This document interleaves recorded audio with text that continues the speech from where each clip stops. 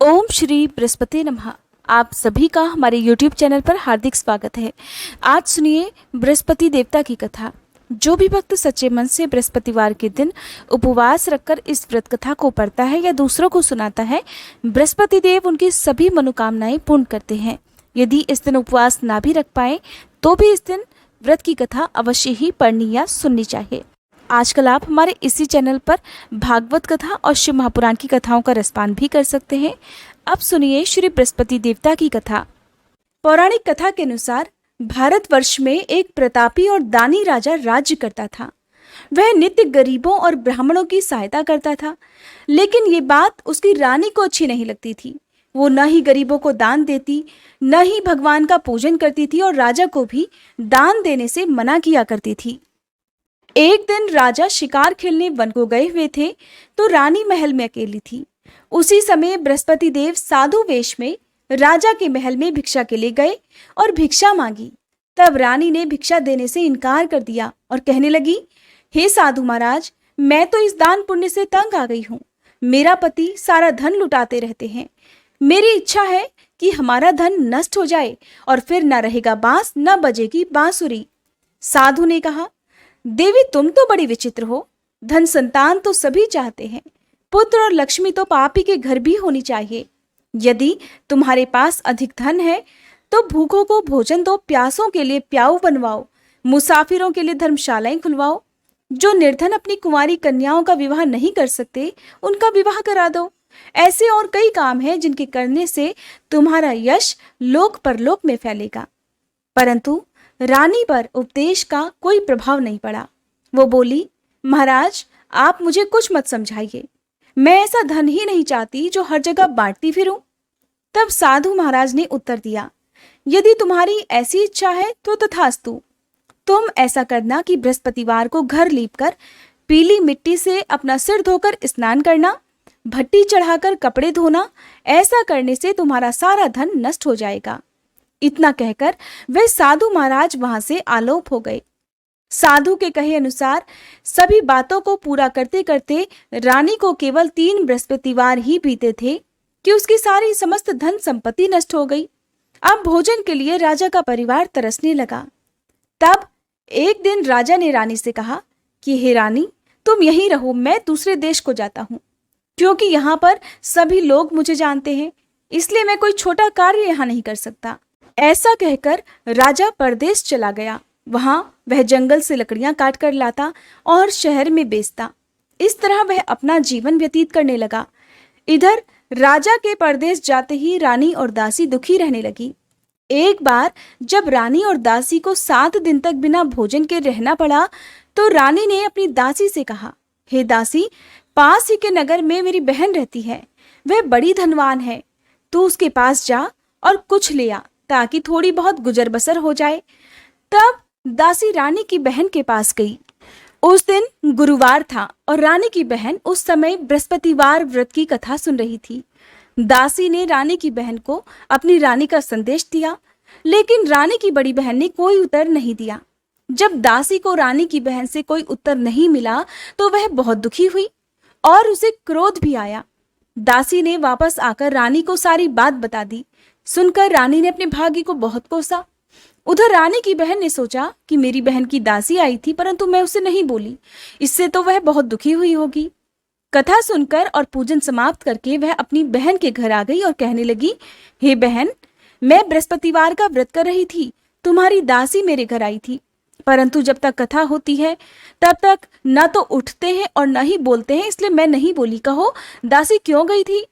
रानी बोली, बहन तुमसे क्या छुपाऊं, हमारे घर में खाने को अनाज नहीं था। ऐसा कहते कहते रानी की आंखें भर आई। उसने दासी समेत पिछले 7 दिनों से भूखे रहने की बात अपनी बहन को विस्तार पूर्वक सुना दी। रानी की बहन बोली, देखो बहन, भगवान बृहस्पति देव सभी की मनोकामनाएं पूर्ण करते हैं। देखो शायद तुम्हारे घर में अनाज रखा हो। पहले तो रानी को विश्वास नहीं हुआ, पर बहन के आग्रह करने पर उसने अपनी दासी को अंदर भेजा तो उसे सचमुच अनाज से भरा एक घड़ा मिल गया। ये देखकर दासी को भी बड़ी हैरानी हुई। तब दासी रानी से कहने लगी, हे रानी, जब हमको भोजन नहीं मिलता तो हम व्रत ही तो करते हैं, इसलिए क्यों ना इनसे व्रत और कथा की विधि पूछ ली जाए। ताकि हम भी व्रत कर सकें। तब रानी ने अपनी बहन से बृहस्पतिवार व्रत के बारे में पूछा। उसकी बहन ने बताया, बृहस्पतिवार के व्रत में चने की दाल और मुनक्का से विष्णु भगवान का केले की जड़ में पूजन करें तथा दीपक जलाए, व्रत कथा सुने और पीला भोजन ही करें। इससे बृहस्पति देव प्रसन्न होते हैं। व्रत और पूजन की विधि बताकर रानी की बहन अपने घर को लौट गई। 7 दिन के बाद जब गुरुवार का दिन आया तो रानी और दासी ने व्रत रखा। घुड़साल में जाकर चना और गुड़ लेकर आई, फिर उससे केले की जड़ तथा विष्णु भगवान का पूजन किया। अब पीला भोजन कहाँ से आए? इस बात को लेकर दोनों बहुत दुखी थी।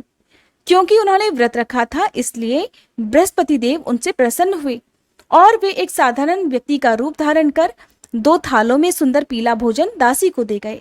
भोजन पाकर दासी बहुत प्रसन्न हुई और फिर रानी के साथ मिलकर भोजन ग्रहण किया। उसके बाद वे सभी गुरुवार को व्रत और पूजन करने लगी।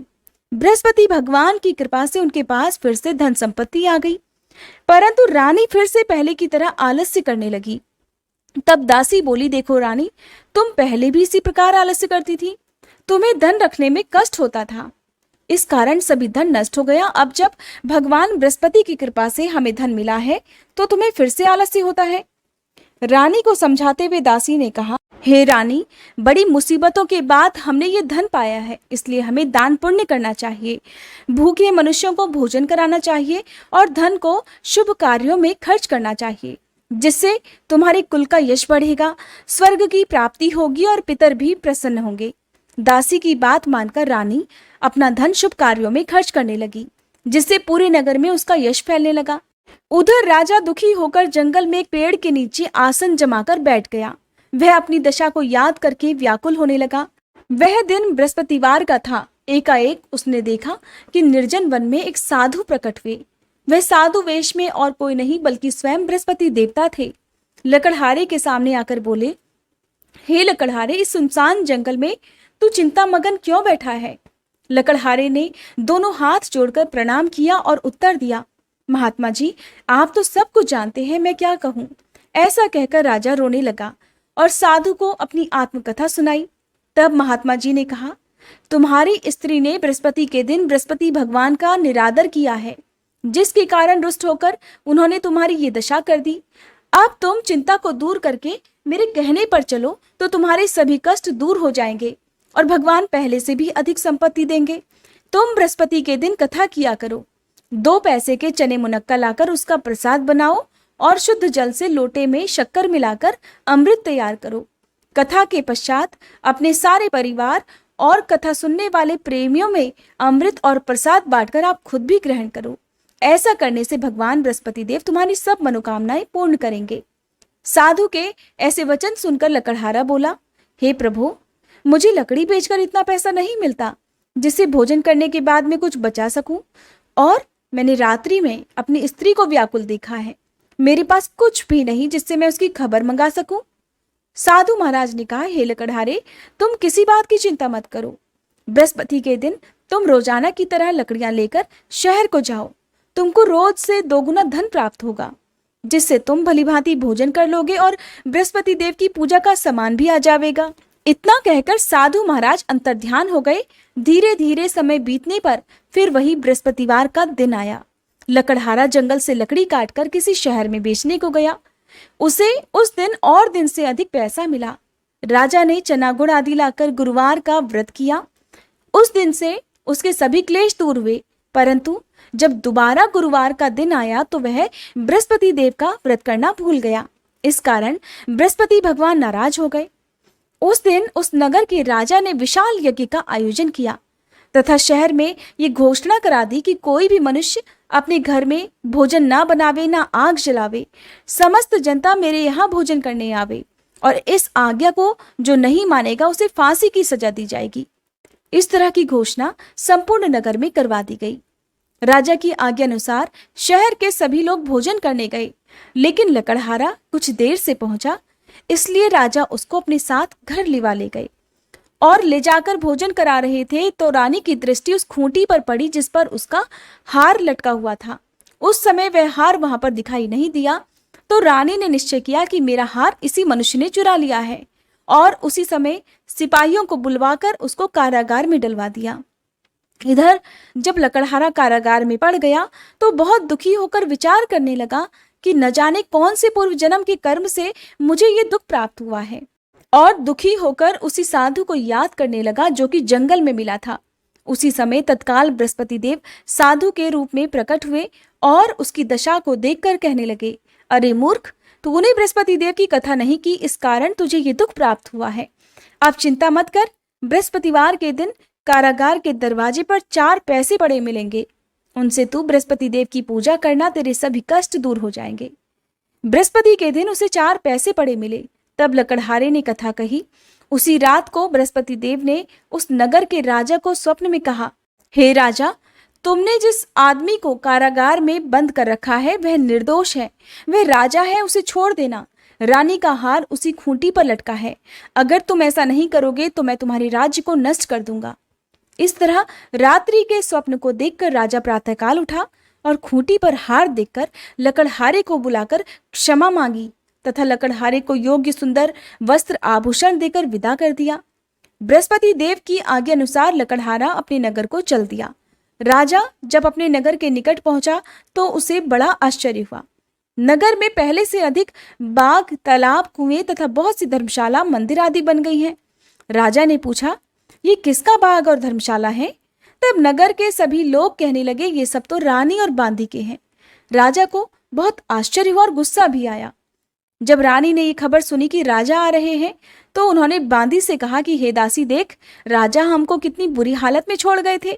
हमारी ऐसी हालत देखकर वो लौट ना जाएं, इसलिए तू दरवाजे पर खड़ी हो जा। आज्ञा अनुसार दासी दरवाजे पर खड़ी हो गई। राजा आए तो उन्हें अपने साथ लिवा लाई। तब राजा ने क्रोध करके अपनी रानी से पूछा कि ये धन तुम्हें कैसे प्राप्त हुआ है? तब रानी ने कहा, राजन, ये सब धन हमें बृहस्पति देव के व्रत के प्रभाव से प्राप्त हुआ है। तब राजा ने निश्चय किया कि 7 रोज बाद तो सभी बृहस्पति देव का पूजन करते हैं, परंतु मैं प्रतिदिन दिन में 3 बार कहानी और रोज ही व्रत किया करूंगा। अब हर समय राजा के दुपट्टे में चने की दाल बंधी रहती तथा वह दिन में 3 बार कहानी कहता। एक रोज राजा ने विचार किया कि चलो अपनी बहन के यहाँ हो आवे। इस तरह निश्चय कर राजा घोड़े पर सवार होकर अपनी बहन के यहाँ को चलने लगा। मार्ग में उसने देखा कि कुछ आदमी एक मुर्दे को लिए जा रहे हैं। उन्हें रोककर राजा कहने लगा, अरे भाइयों, मेरी बृहस्पति देव की कथा सुन लो। वे बोले, लो, हमारा तो आदमी मर गया है, इसको अपनी कथा की पड़ी है। परंतु कुछ आदमी बोले, अच्छा कहो, हम तुम्हारी कथा भी सुनेंगे। तब राजा ने दाल निकाली और जब कथा आधी हुई थी कि वह मुर्दा हिलने लग गया। जब कथा समाप्त हुई तो राम राम करके वह मनुष्य उठकर खड़ा हो गया। आगे मार्ग में उसे एक किसान खेत में हल चलाता मिला। राजा ने उसे देखकर उससे कहा कि अरे भैया, तुम मेरी बृहस्पतिवार की कथा सुन लो। तब किसान बोला, जब तक मैं तेरी कथा सुनूंगा तब तक 4 हरैया जोत लूंगा, जा अपनी कथा किसी और को सुनाना। और तब राजा आगे चलने लगा। राजा के हटते ही बैल पछाड़ खाकर गिर गए तथा उस किसान के पेट में बड़ी जोर का दर्द होने लगा। उस समय किसान की माँ रोटी लेकर आई। उसने जब ये देखा तो अपने पुत्र से सब हाल पूछा और बेटे ने भी सभी हाल कह दिया। तो वह बुढ़िया दौड़ी दौड़ी उस घुड़सवार के पास गई और उससे बोली, मैं तेरी कथा सुनूंगी, तू अपनी कथा मेरे खेत पर चलकर ही कहना। राजा ने बुढ़िया के खेत पर जाकर कथा कही, जिसके सुनते ही उसके बैल उठ खड़े हुए तथा किसान के पेट का दर्द भी बंद हो गया। अब राजा अपनी बहन के घर पहुंच गया तो बहन ने अपने भाई की खूब मेहमानी की। दूसरे रोज प्रातःकाल जब राजा जगा तो देखने लगा कि सभी लोग भोजन कर रहे हैं। राजा ने अपनी बहन से कहा कि ऐसा कोई मनुष्य है यहाँ जिसने भोजन ना किया हो, मेरी बृहस्पतिवार की कथा सुन ले। बहन बोली, हे भैया, ये देश तो ऐसा ही है, पहले यहाँ लोग भोजन करते हैं, बाद में अन्य कोई काम करते हैं। अगर कोई पड़ोस में हो तो देख आऊं। वह ऐसा कहकर देखने चली गई, परंतु उसे कोई ऐसा व्यक्ति नहीं मिला जिसने भोजन न किया हो। अतः वह एक कुम्हार के घर गई जिसका लड़का बीमार था। उसे मालूम हुआ कि उनके यहाँ 3 रोज से किसी ने भोजन नहीं किया है। रानी ने अपने भाई की कथा सुनने के लिए कुम्हार से कहा तो वह तुरंत तैयार हो गया। राजा ने जाकर बृहस्पतिवार की कथा कही, जिसको सुनकर उसका लड़का ठीक हो गया। अब तो राजा की चारों तरफ प्रशंसा होने लगी। एक दिन राजा ने अपनी बहन से कहा कि हे बहन, अब हम अपने घर को जाएंगे, तुम भी तैयार हो जाओ। राजा की बहन ने अपनी सास से कहा। सास ने कहा, हाँ चली जा, परंतु अपने लड़कों को मत ले जाना, क्योंकि तेरे भाई की कोई औलाद नहीं है। बहन ने अपने भैया से कहा, हे भैया, मैं तो चलूंगी, पर कोई बालक नहीं जाएगा। राजा बोला, जब कोई बालक ही नहीं चलेगा तब तुम भी क्या करोगी? और बड़े दुखी मन से राजा अपने नगर को लौट आया। राजा ने घर आकर अपनी रानी से कहा, हम निर्वंशी राजा हैं, हमारा मुंह देखने का धर्म नहीं है और कुछ भोजन आदि नहीं किया। रानी बोली, हे प्रभु, बृहस्पति देव ने हमें सब कुछ दिया है, वो हमें औलाद भी अवश्य देंगे। उसी रात को बृहस्पति देव ने राजा से स्वप्न में कहा, हे राजा, उठ, सभी सोच त्याग दे, तेरी रानी गर्भ से है। राजा को यह बात सुनकर बड़ी खुशी हुई। 9वें महीने में रानी के गर्भ से एक सुंदर पुत्र पैदा हुआ। तब राजा बोला, हे रानी, स्त्री बिना भोजन के रह सकती है, पर बिना कहे नहीं रह सकती। जब मेरी बहन आए तो तुम उससे कुछ मत कहना। रानी ने सुनकर हाँ कर दिया। उधर जब राजा की बहन ने यह शुभ समाचार सुना तो वो बहुत खुश हुई तथा बधाई लेकर अपने भाई के यहाँ आई। तभी रानी ने कहा, घोड़ा चढ़कर तो नहीं आई, गधा चढ़ी आई। राजा की बहन बोली, भाभी, मैं इस प्रकार नहीं कहती तो तुम्हें औलाद कैसे मिलती? बृहस्पति देव ऐसे ही हैं, जैसी जिसके मन में कामनाएं हैं सभी को पूर्ण करते हैं। जो सद्भावना पूर्वक बृहस्पतिवार का व्रत करता है और कथा पढ़ता है अथवा सुनता है और दूसरों को सुनाता है, बृहस्पति देव उसकी सभी मनोकामनाएं पूर्ण करते हैं। प्रेम से बोलिए, बृहस्पति देवता की जय।